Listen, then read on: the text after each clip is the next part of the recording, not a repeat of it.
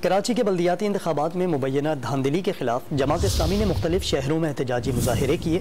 مظاہرین نے election commission سے مبینہ دھاندلی کا نوٹس لینے کا مطالبہ کیا۔